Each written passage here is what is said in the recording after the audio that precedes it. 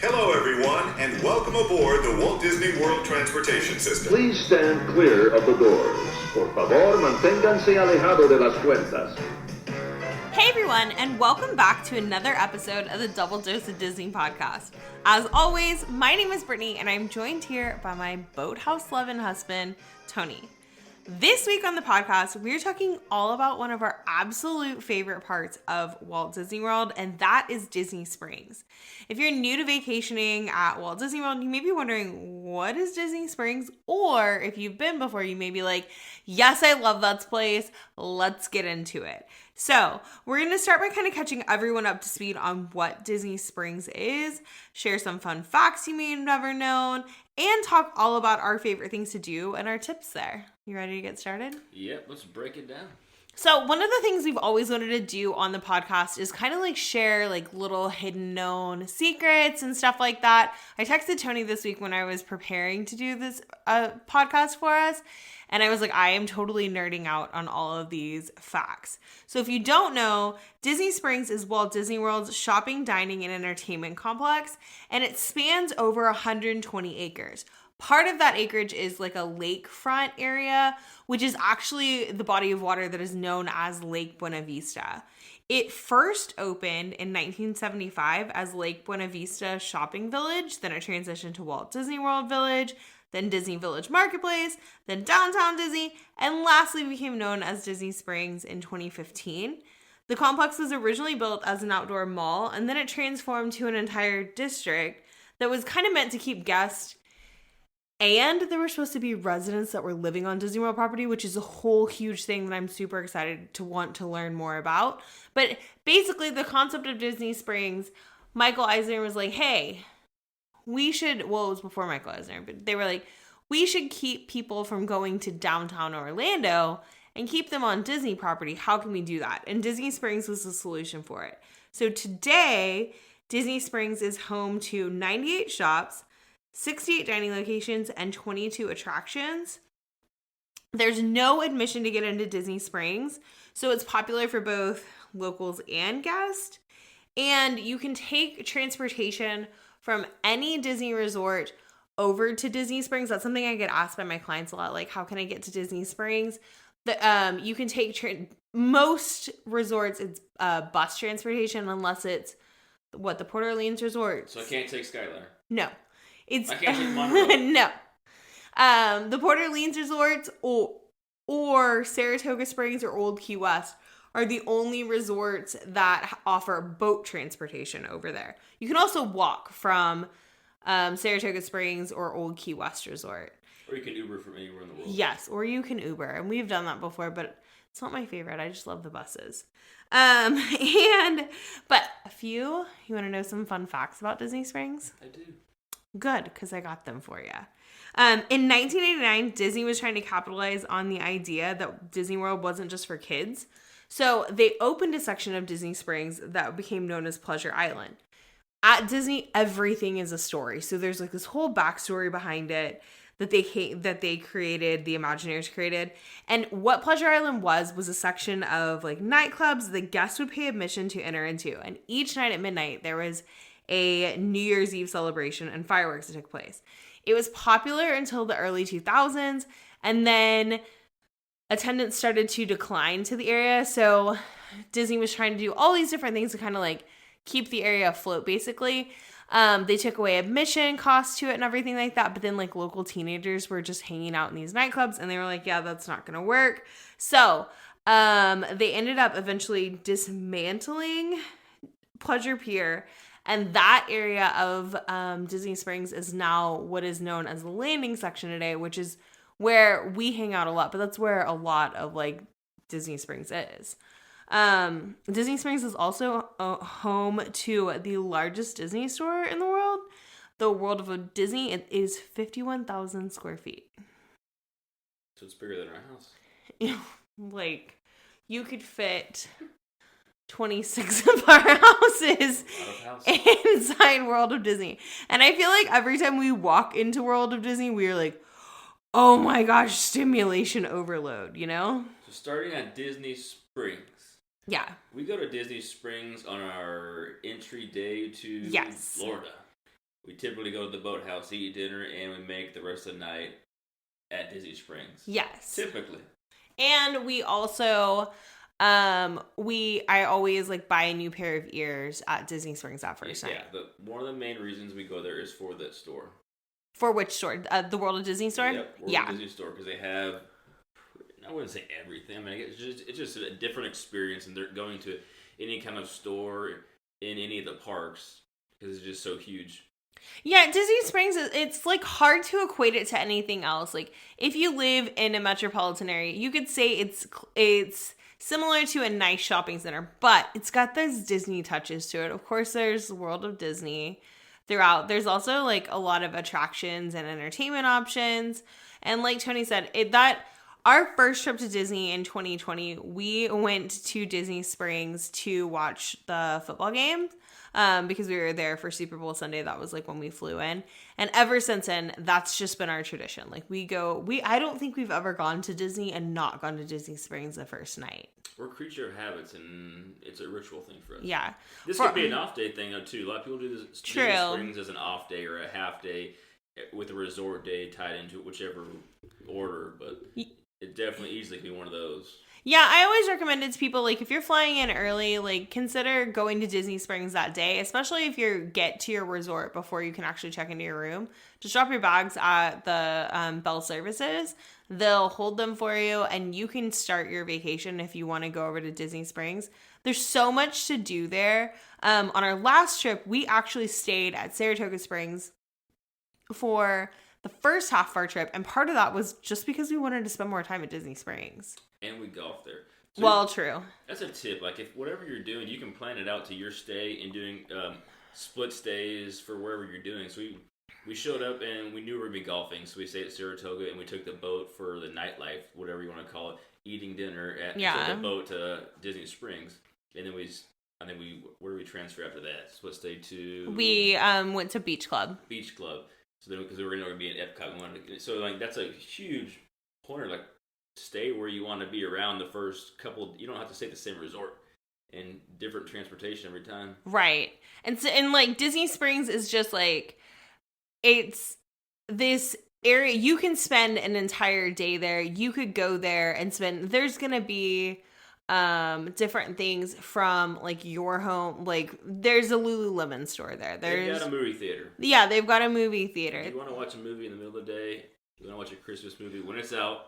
One of my things that I want to do at Disney Springs that we haven't gotten to yet, like Tony said, there's a movie theater there. And that it's an AMC theater. And of course they show all of the Disney premieres, but like it's way cooler to watch it at the movie theater at Walt Disney World. And I think that they typically have like, I think for Haunted Mansion's premiere, I think they rolled out like the purple carpet instead of like the red carpet for the Haunted Mansion premiere. It's always really fun. We've just created so many memories from Disney Springs, and some people have asked me in the past, like, is Disney Springs just a place that you go to spend your money? Well, of course, it's a shopping and dining district, but you could walk through there. There's a Lego store there. There's always live entertainment. Yeah, there's live entertainment that goes on all day long. There's so much more to do than just shop and dine. One of our favorite places to hang out at is Dockside Margaritas, like on the patio out there. We'll just like grab a drink, or sometimes we'll just grab water, and there's usually someone who's playing like I'm blanking on the name, not Michael Bolton, but like there's a lot of he's playing cover. It's a lot of cover. Yeah, he's playing a lot of cover, like they're playing a lot of cover music. That's really fun. It's a lot of local hangout too, for sure. Right. One of our tips on going to Disney Springs is if you can, go to Disney Springs during the week, because on the weekend, a lot more locals, like I said, since there's no admission to get in or anything like that, that's where a lot of locals will go on the weekend. Another one of our cool places to hang out is the Polite Pig. Oh, we love Polite Pig. Which we've never actually had a full dinner at, really, but they have a really cool, it's the whiskey bar. It's a whiskey bar and a barbecue restaurant. Whiskey bar and barbecue. Right next to that's right at the kind of the entry of where you have all your kind of like your main shopping little aisle. They have Columbia and all your kind of stuff you see at your normal malls or shopping center. But it's still cool.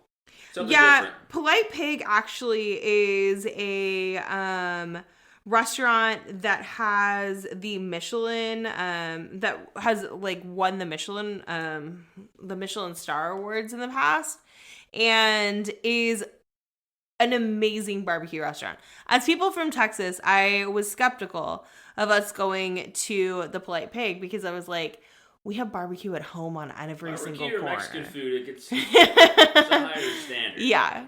We got Tex-Mex, but we know what's good. Yeah, but going to Polite Pig is actually located in Town Center. Going to Polite Pig it was so good. And I don't know, like you can get just a whole plate full of their sides. We've gotten their Brussels sprouts before, I believe, like their caramelized Brussels sprouts. We'll get you can order a drink outside and not even sit anywhere. So you order a drink and just walk around, or an appetizer on the patio, just walk around. You don't have to go sit anywhere. It's not anything fancy. Yeah, and so Polite Pig is a did you mention that it was a quick service restaurant?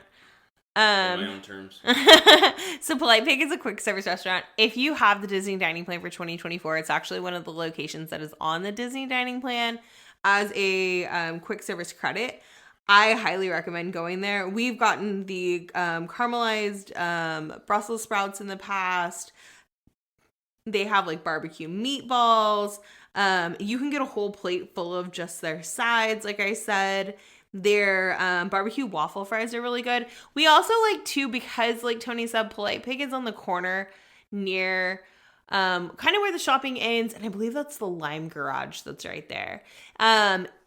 It's a great place just to sit and people watch. And so we've grabbed a drink before, had appetizers, and just sat out there and watched people walk by.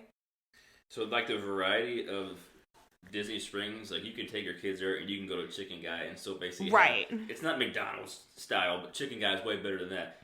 But just to say, you can have as cheap or as expensive food as you want there. Yeah. So you can have Chicken Guy all the way up to like a Chef Art Smith like brunch. Yeah. Which is like kind of like a more like upscale type of, your more fancy brunch and deviled eggs type of thing like that. So you can have like as fancy or cheap as you want there. Yeah, so when we went to Disney Springs the first time, we ate at Boathouse, and that's where we eat every single trip. That's our tradition. We go to Boathouse the first night of our trip. With all of that said, right now when I'm looking at like flights for us to fly to Disney in February, like we wouldn't land until 7:30, which obviously is not optimal with infants to then turn around and go to Disney Springs. So maybe like changing a little bit for us. Maybe we'll go that next day. Maybe an afternoon adventure. Yeah, but we typically start our trip at eating at Boathouse. We've never missed eating at Boathouse. I was telling Tony before we started recording the podcast, I said, I have a hot take for you, but I don't want to share it until we get on the podcast.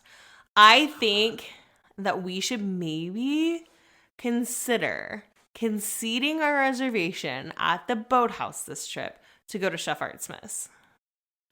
I'll do it. I want to eat there. No, but okay, Tony says that right now on the podcast.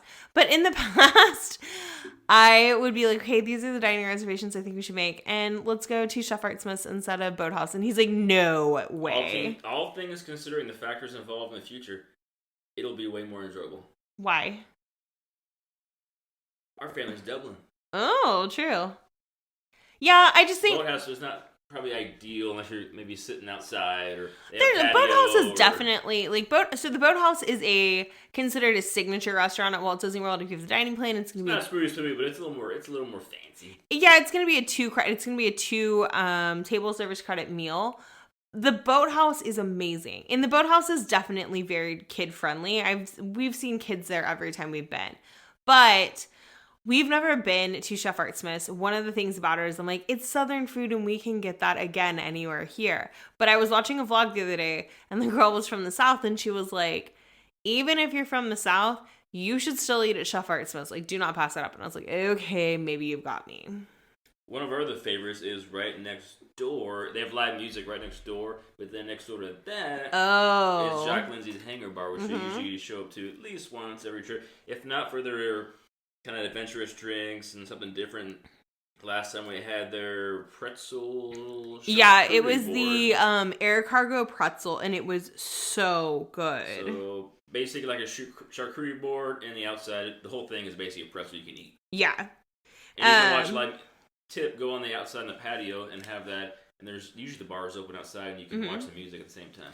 Again, if you're with kids, like when we take like our girls with us, obviously we're probably not going to be sitting outside because it's not necessarily like as like table friendly. Like the tables aren't like aren't as spaced out and stuff like that. But they do have some tables on the back patio, like Tony said. You can still hear the music from. You're just not going to be right along the walkway to like watch the music, but you'll still hear it. That entire area of Disney Springs is the landing section, which used to be known as Pleasure Island. So you've got the boathouse over there. You've got Jock Lindsay's. We've never been into. What? Which has a mile-long line. Another Oh. another location outside Disney Springs. Gideon's Bakehouse. The famous. I think everybody thinks this guy is just in Disneyland. What? Gideon's.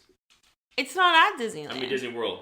Oh, yeah. People don't realize the Gideon's is actually has another location in Orlando, and every single time we go, Gideon's is known for their like famous, I believe they're half-pound cookies, and they change up the flavors. They usually have their staples, of course, like chocolate chip and stuff like that, but they also have different seasonal cookie flavors that they come out with, and we go, and the line is like 2 hours long.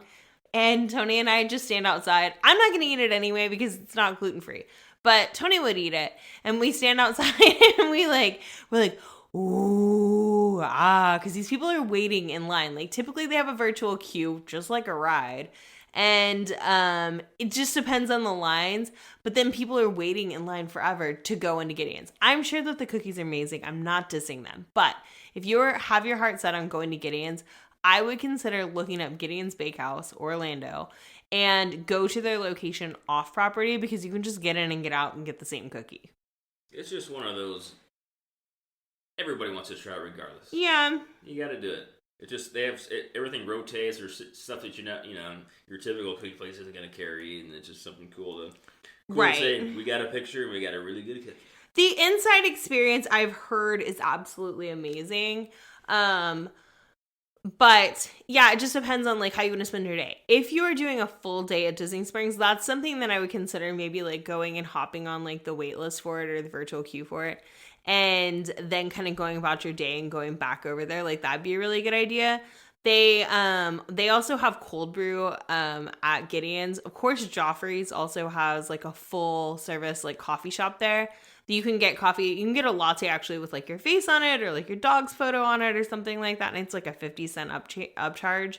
So you could do something like that. You, like Tony and I have said, you really can spend an entire day at Disney Springs. And we've purposely flown in. One time we flew out of Texas at like, I don't know, it was like 5:30 in the morning.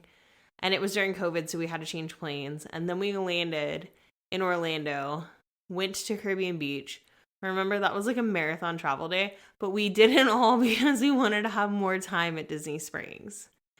For us, it's always worth it because it's like it's a relax off day. Yeah, hang out. You're not just rushing through a park, Genie Plus all day long, and it's like kind of a little stressful. You're just kind of chilling, walking around, eating, drinking. Disney Springs, shows, it's just this environment that like we get there and I'm like, we're here. Like nothing else matters. I think my mom called one time when we were at Disney Springs to tell me that like there was ice or something in Texas and she wanted to know if we want to check on our house. And we were like, we don't care. We're like sitting outside of the boathouse right now. It is like 70 degrees. I'm sipping on a Moscow Mule and like life is good, okay? Anything you want us to do? No, we don't care. Thank you for being concerned. And that's what I have insurance for. Yeah, thank you for being concerned. But there's so many fun entertainment opportunities too. Over at the Boathouse, you can rent an amphicar, which is an old-fashioned like 1950s, 1960s like classic car that can go out into the water. That you ride in. Yeah, that you ride in. You, of course, have a driver. They're not going to let you drive it out on the lake. But you get to ride in it and take a tour around the lake. You can also do a hot air balloon ride. It's like tethered to the ground. It still goes up about 200 feet in the air, though. Depending on the weather, that one's sometimes not going. But Right. another thing we've done is we've been in Splitsville for a Super Bowl game too. So it's a bowling alley. It's a 2-story bowling alley, and that thing is pretty big, wide variety of food, and you can bowl. Lots of TVs. I think it's outdoors as well. Maybe. Yes, patio? they have an outdoor patio area as well. They have your I wouldn't say typical. They got things from nachos, and I believe they have sushi in there, a little bit of everything. But that's another thing. You can spend almost half a day just hanging out in there. So I mean, that's bowling and. Yeah, and there's also Raglan Road, which is a Irish pub restaurant. I think we talked about this on the podcast before. Raglan Road they have like live dance shows and everything like that. These are people that are from Ireland, like Irish dancers and everything. It's an amazing atmosphere. Last time when we went there, a lot of people love this restaurant. We have gone before and we've just like grabbed a drink and sat at the bar and had an appetizer. Last trip, we went and we asked to be seated in the main dining area. So they sat us right next to the stage. When they sat us right next to the stage, it was so loud that we couldn't necessarily hold a conversation the same way that we wanted to. But I would definitely recommend going to Raglan Road, whether you ask if you want to be seated like in a farther off dining room or something like that. You can still hear the show and everything like that. Or you can actually ask to be seated outside and they have live music outside. It's going to be like heavier Irish food, but if you're going like during the cooler time of year or something like that, that could be a really great option. Raglan Road also has a quick service location, which is called Cooks of Dublin. So if you're looking for if you want Irish food, but you're not necessarily wanting to pay the price of Raglan Road's fish and chips, you can also get it from the quick service stand for a less expensive price. And that's one of my tips about going to Disney Springs is a lot of times you can find a restaurant that has a table service location. They may have a quick service version of that, like right next door. Haleo also has that. It's called like Pepe by Haleo.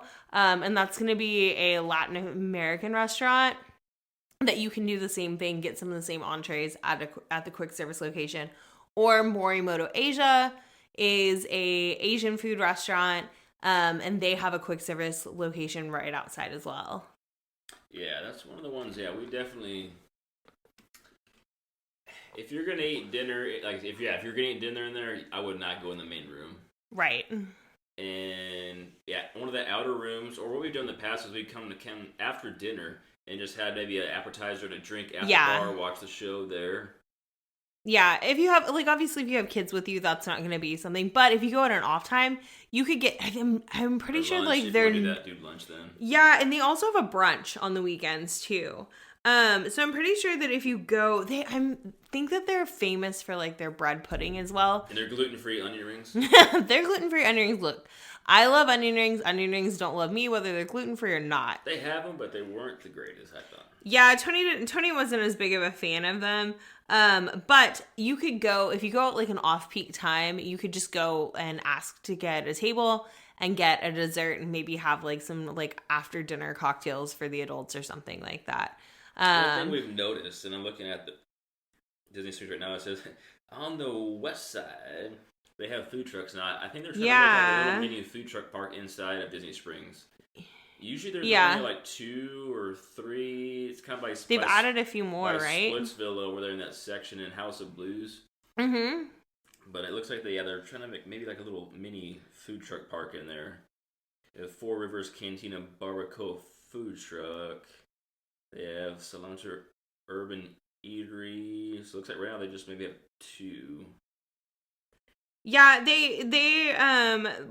their food trucks that they've been adding they look really good to me. If you're just kind of walking around, again, if you're doing a whole day at Disney Springs, you could consider grabbing breakfast somewhere. I am blanking on the name of the coffee shop right now that is next to Splitsville. It's got the donuts and everything there too. So you could go and grab grab breakfast or something like that, walk around Disney Springs, grab a something from a food truck, and then have a nice dinner. You could truly spend a whole day just like doing all of these like fun different occasions. There's also like Earl of Sandwich, and you can grab sandwiches from there. You can also, they also do like breakfast items as well there too. Aaron McKenna's is a completely gluten-free, allergy-friendly bakery that is located in the landing section of Disney Springs. And we have gone there before. We've gotten like baked goods and stuff to take back to our room for our trip, just to like enjoy in the mornings for breakfast. They have like coffee cake and different things like that. So if you're someone that's gluten-free, dairy-free, I believe that they are nut-free as well. You'd have to double check. But they have so many different options for you to choose from. I really feel like Disney Springs just has like, what did they say? They say Disney says for happily whatever you're after. Basically like make it your own adventure over there. Well, that's all Disney. Yeah. I mean, they're going to accommodate everybody, just like, just like food. You can get, no matter what kind of intolerance you have, they can pretty much accommodate everything. Everglades Donuts is the place that I was thinking of. They kind of have like, if you have like any kind of donut shop in your hometown that's like kind of like the crazy out of the box donuts, like with like the Oreos on them or like the Fruity Pebbles and stuff like that. Everglades has that. They also are known for like having great coffees, but there's a new place that's opening and it's called Eat. It's by Manit Chihuahuan. I'm butchering her last name and I'm so sorry, but it's going to be in the marketplace section of Disney Springs and it's going to be an Indian food location. The other day we were talking about how there's not like a lot of like, I guess there's Moroccan food in Epcot, but like there's not like Indian food anywhere, you know? And that or Chinese food. No, Thai food. Both. Yeah, there's not like a lot of like different options like that. So that's going to be in the marketplace area of Disney Springs. You can't get a slice of pizza to go. Do what? The big old slice of pizza. What's the right next to the kind of balloon? I'm not looking at it, but you can literally get slices of pizza to go. Huge slice of pizza to go. Huge slices of pizza to go. Yep. Look it up. We'll put Blaze Pizza? We'll put it in there later. I don't think it's Blaze. Is it? Right next to the stairs. We always want to go in there every single time. Oh. Grab-and-go pizza. Tony is talking about going to If you want a slice of pizza, it's Maria and Enzo's, right? Yeah, they usually get about 4 or 5 pizzas, and I don't know what else they got there. You can kind of grab and go. You don't get no reservation, nothing. Yeah, another place that's really fun too, if you're on like an adult trip, is Wine Bar George. We've been there before too. Wine Bar George has their hummus there is like amazing. Bring your dollar bills though. Wine Bar George is considered a signature location at Disney Springs, and across from Jock Lindsay's Hangar Bar. It's right across from Jock Lindsay's Hangar Bar, right across from the boathouse as well. They have a master sommelier there, and it's like an estate style wine bar. So we've gone there before and just grabbed appetizers and grabbed a couple of cocktails. That's actually what we did right when we got to Disney Springs on the day that we like arrived as early as possible to kind of spend a whole day at Disney Springs. We treat Disney Springs like Epcot for the most part. Mm-hmm. Even if we have a dining reservation, we still kind of eat or drink around the world over there. Yeah. Disney Springs is like our mini like Epcot like. And it's funner that way because you're just cruising around. You're not just going to see one location. Right. You don't got to have a full. Even if you do have a full meal, if you're doing it most of the day, you can still do the same thing. Get another a snack, appetizer, whatever. They have the Eat location that's going to be opening in the marketplace section, but they also have Summer House on the Lake, which is going to be opening on the west side of Disney Springs. That's another location that I want us to try. I think from the concept of it, it seems similar to the Boathouse because it's, of course, looking out onto Lake Buena Vista. But it says savor California-style cuisine and breezy beach vibes at this lively lakeside eatery where summer never ends. There's no official like hard date on when that's going to open yet, but it's going to be for lunch, dinner, and weekend brunch. They also have an in-house bakery. They have like refreshing beverages. The full menu hasn't been released for it yet, but they do have another location, which I believe is in Chicago on like is that Lake Michigan that's in Chicago? So it looks like it's going to be like another like great spot to go like eat dinner at. If you had to go eat at one place you've never been to yet, where would it be? I think I told you. I think it would be Shop Fart Smith's. Okay, mine's Paddlefish. Oh, dang it. I was thinking about A paddlefish too. double-decker boat of paddlefish. So paddlefish, do you want to know another fun fact about Disney Springs? Yeah, I do. So paddlefish paddlefish is a 3-story steamboat. Really? No, it was built to replicate a steamboat. When it was built, it was originally known as it's not the Lily boat, as the Empress Lily, and it was dedicated to Lily and Disney. When the Empress Lily was opened at Disney Springs, Lily and Disney actually came to Disney Springs, which I think is so cool to know because Walt never got to go, but Lily and Disney did, and I think that that's amazing. As a kid, I went. Autograph something there. I don't know. I'm sure. Pictures in there somewhere. At the time, so it kind of like went under like different like renovations and stuff.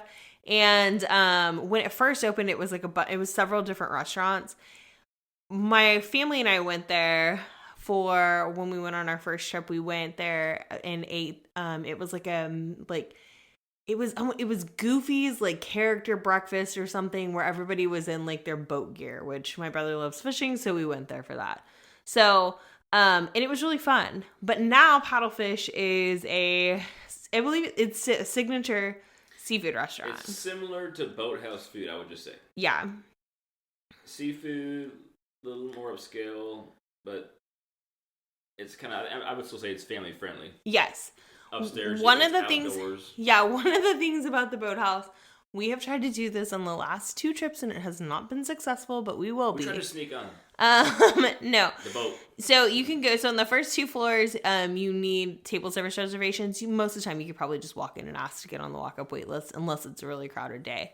But on the rooftop, it is like a rooftop restaurant, and you actually don't need advanced reservations to get there. So you can have like the lounge menu, and they have like lobster corn dogs and different things like that.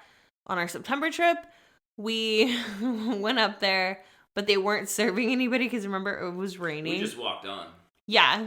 We made our own list. We walked on. We walked on. Shut down because it was shut down. And it wasn't open because it was raining. On our last trip, we were like, we're gonna do like a progressive dinner at Disney Springs.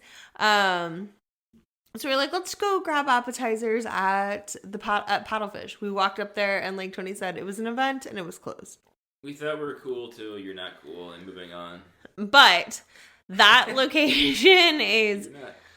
The Boathouse is so much fun. The Boathouse is beautiful. Paddlefish, if you want like a rooftop dining experience, I would consider dining there. And trying to time it around this time of sunset would be amazing. And across the highway is Rainforest? Yes.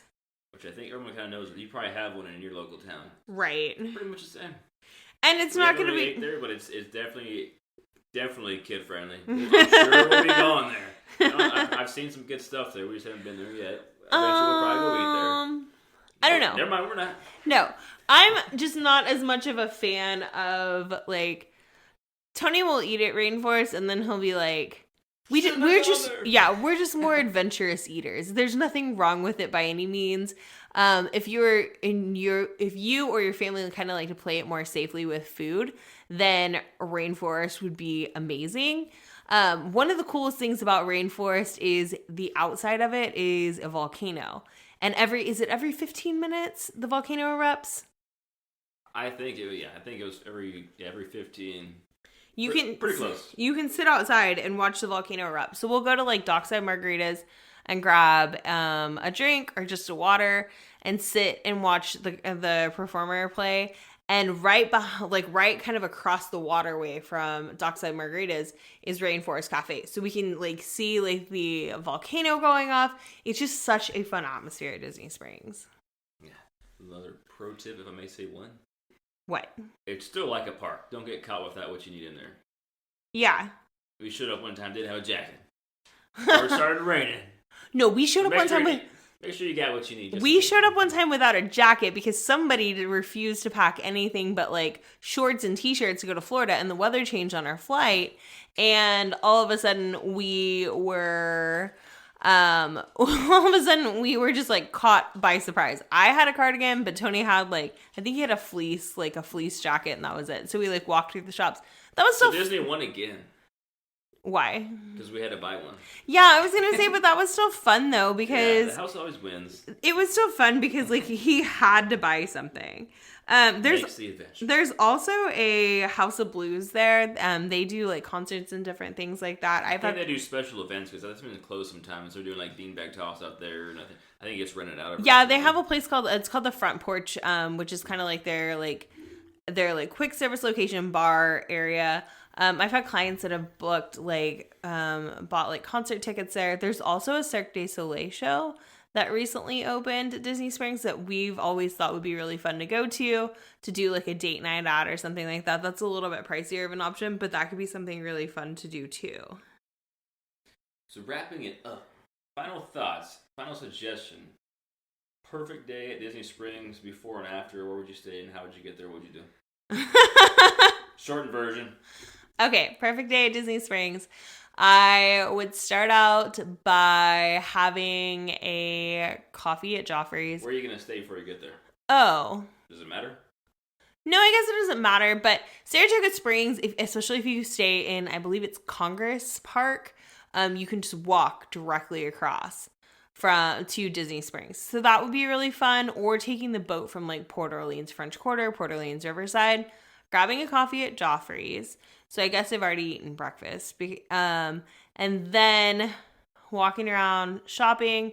There's so much more than just World of Disney for Disney stores. There's also the Marketplace Co-op, which is so much fun. That's one of my favorite places to walk through. There's so many different things there. There's trendy. There's Disney style. Walking around doing shopping. And then I think we would eat lunch at Chef Art Smith's. We'd eat lunch. I saw Brunch? Lunch. Oh. Because they only offer brunch on the weekends. I saw... So it's not the weekend. Okay. Well, yeah. I guess on the perfect day, it's not the weekend because it's less crowded.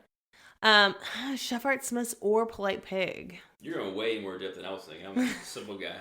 And then we're going to walk around, do some more shopping, grab drinks, and an appetizer at Jacques Lindsay's because that air cargo pretzel is not gluten-free, but it is so good. And then we go to the boathouse for dinner. What about you? So being biased on what we've already done, we're golfing. Oh. Taking the boat over from Saratoga. Mm-hmm. Probably not have eaten something, so we're gonna do a little brunch, maybe a little snack. Jock Lindsay's. Uh-huh. There's gonna be live music because we're there. And there's like meatball sliders and stuff there too, so that works. Doing the charcuterie board. Hang out, cruise around, shop, maybe grab a drink. Dinner? I didn't think of the dinner, I thought of the after dinner. So if we didn't do paddlefish, I'm going to say paddlefish because that's what I haven't done yet. You want to go eat a paddlefish? Paddlefish, finish the night off, listening to live music, maybe have a drink, watching Raglan Road. Oh, and you know where somewhere that we didn't even talk about, but I would go after dinner is Salt and Straw. Salt and Straw is a ice cream shop, but it's not like your typical ice cream flavors. They have locations over in the Pacific Northwest, and they have a location at Disneyland. They also now have a location at Walt Disney World. They have like crazy flavors, like olive oil and rosemary or weird stuff. Goat cheese. Like I like weird stuff like makes that. sense. But I will say, I tried the olive oil one last time, and I was really excited to try it, and it wasn't my favorite. But they do have dairy-free options, too. Tony loved their dairy-free peanut butter ice cream when we went, so I would finish off the day there. So, at the end of the day, we probably only covered half of Disney Springs. Yes. There's a lot. Yes. But just to give you a little taste. Yes. If you've been there, tell us what you think. Tell us your favorites. Tell us your favorite memories from Disney Springs. One of my favorite memories from Disney Springs is... Okay, we'll each share our favorite memories, and then we'll wrap it up. One of my favorite memories from Disney Springs is, I guess it was last trip, I was insistent that we got these, that I got these Stony Clover princess ears that I had seen on Shop Disney. I could not find them at World of Disney, and everybody was like, oh, I've never seen those before. I don't think we have them. And I was like, no, you have them. Where are they? And so we went to World Disney. They didn't have them.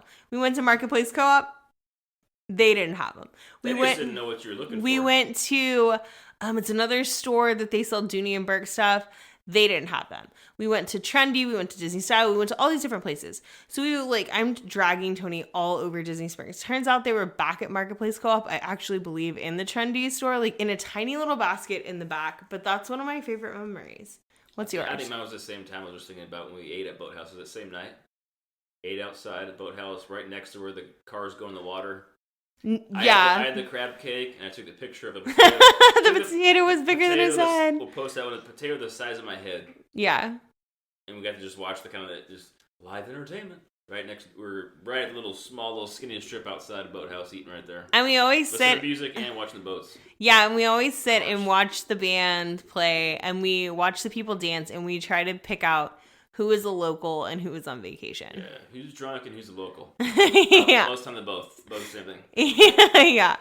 So I guess that is going to do it for this week's episode. But as always, be sure to give us a follow at the Double Dose of Disney Fam on both Instagram and TikTok to keep the fun rolling. And please leave us a rating and review on your favorite podcast platform. That goes so far to help us continue growing our audience. We will see you right back here next week.